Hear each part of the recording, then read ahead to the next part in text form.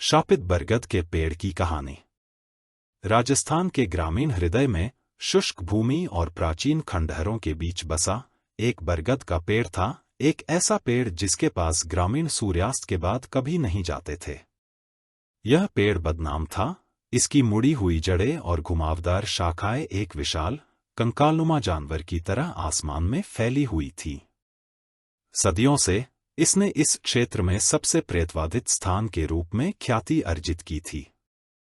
स्थानीय लोग शाप की काली आत्माओं के बारे में फुसफुसाते थे जो उन लोगों को खा जाती थीं जो बहुत करीब जाने की हिम्मत करते थे।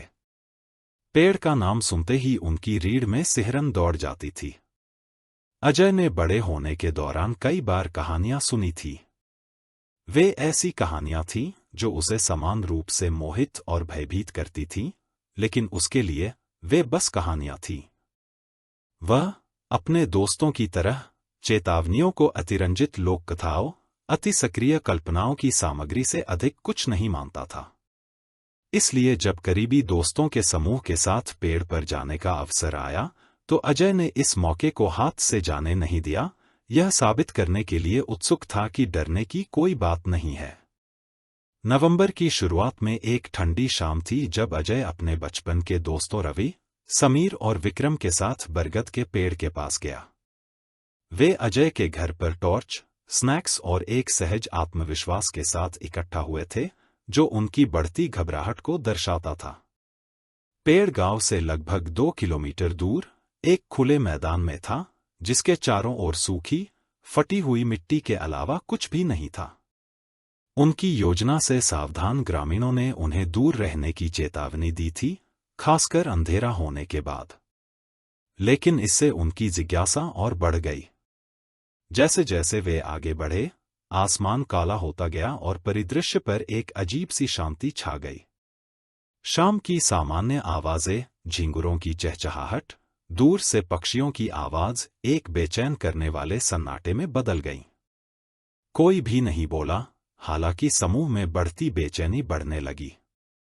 जब वे बरगद के पेड़ के पास पहुंचे तो वह उनकी कल्पना से कहीं ज्यादा भव्य था। जड़ें मोटी और सांप जैसी धरती के चारों ओर इस तरह लिपटी हुई थी मानो किसी को भी फंसाने के लिए तैयार हों जो उनके पास आने की हिम्मत करे। शाखाएं फैली हुई और मुड़ी हुई, फीकी रोशनी में किसी राक्षस के अंगों की तरह फैली हुई लग रही थीं। पेड़ के चारों ओर हवा में कुछ ऐसा था, यह भारी, दमनकारी, जैसे कि उनके सीने पर कोई भार दबा हुआ हो। हम पहुंच गए, अजय ने चुप्पी तोड़ते हुए कहा, सहज दिखने की कोशिश करते हुए। समीर ने पेड़ के बीच की ओर अपनी टॉर्च चमकाई, जिससे नीचे एक खोखलापन दिखाई दिया। वह वहां है। शापित पेड़, उसने कहा, आधा हंसते हुए लेकिन स्पष्ट रूप से घबराया हुआ। रवि मुस्कुराया, हालांकि उसकी आंखों से उसकी घबराहट झलक रही थी। हम बस समय बर्बाद कर रहे हैं। चलो एक तस्वीर लेते हैं और चलते हैं। लेकिन जैसे ही समूह पेड़ के करीब पहुंचा, कुछ बदल गया। एक ठंडी हवा खेत में बह गई, जिससे वे हड्डियों तक ठंडे हो गए।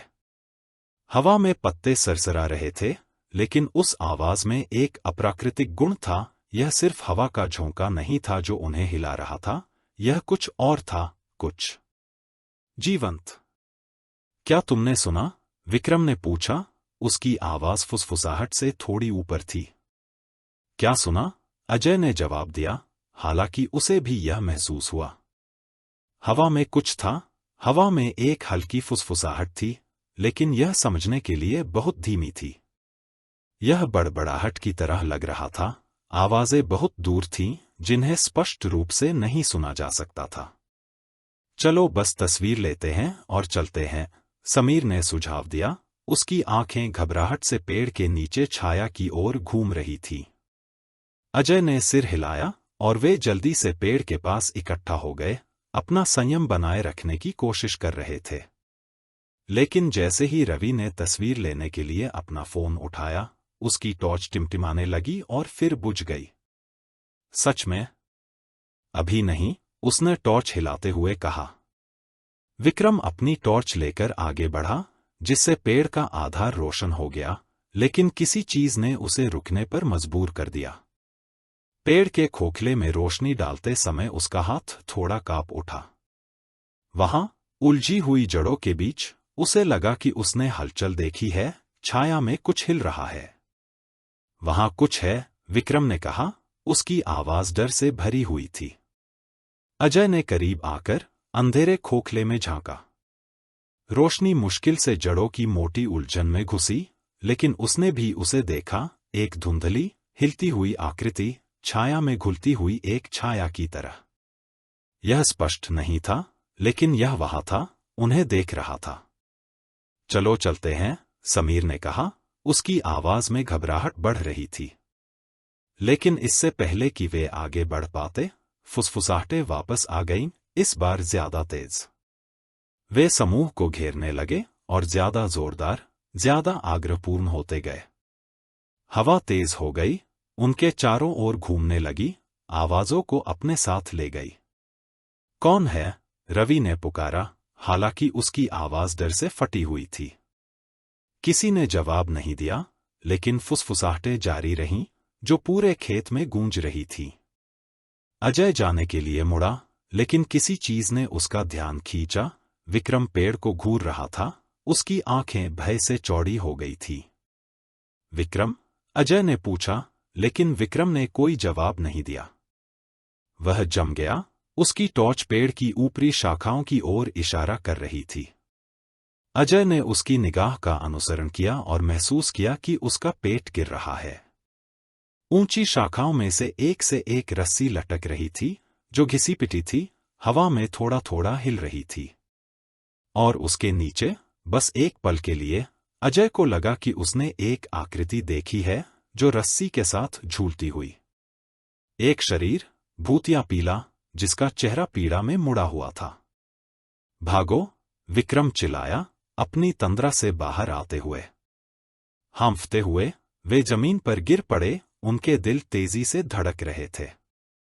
यह क्या बकवास था? समीर ने हांफते हुए कहा, उसका चेहरा डर से पीला पड़ गया था।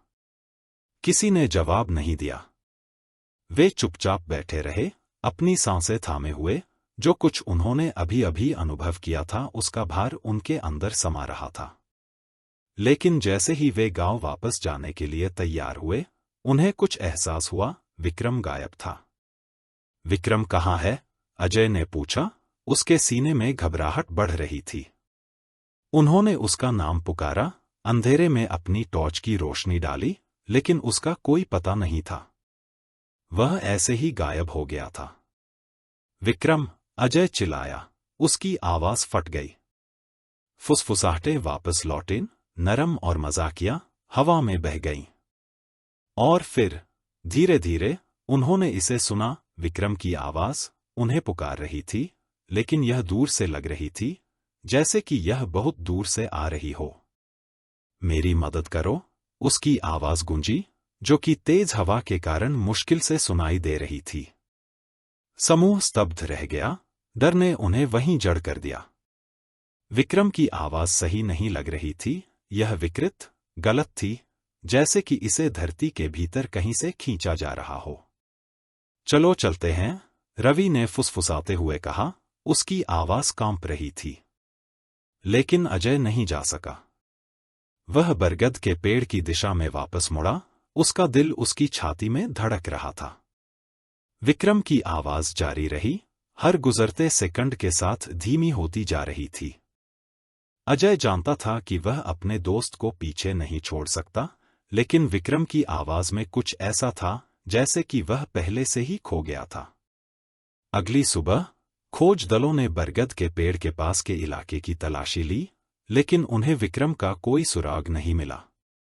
पेड़ चुपचाप और स्थिर खड़ा था, इसकी जड़ें मुड़ी हुई और टेढ़ी मेढ़ी थीं, मानो अपने रहस्यों की रखवाली कर रही हों।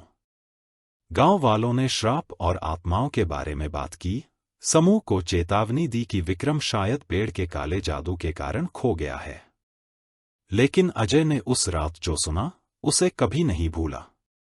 आज भी, सालों बाद, जब हवा गांव में जोर से चलती है, तो वह कसम खाता है कि वह अभी भी विक्रम की आवाज सुन सकता है, जो कि कमजोर और दूर से उसे शापित बरगद के पेड़ की छाया से पुकार रही है।